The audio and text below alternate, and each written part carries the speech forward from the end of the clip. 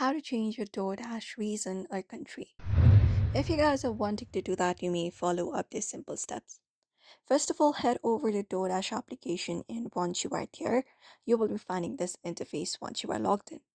So from here, you may head over to account option in the top left corner. You can just go ahead and basically tap on it.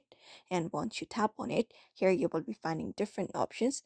You can look out for options of address within the options given uh, below account and tap on it.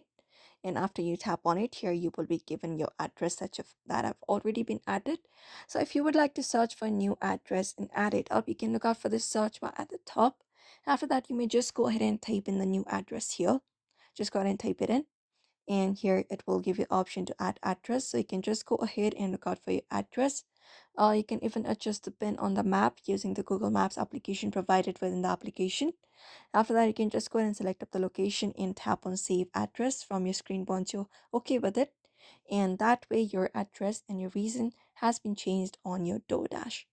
So this is it. You may also follow the same process in order to do so. It is pretty quick and easy. So I hope this video was helpful. Give it a thumbs up and subscribe for more tips and tutorials.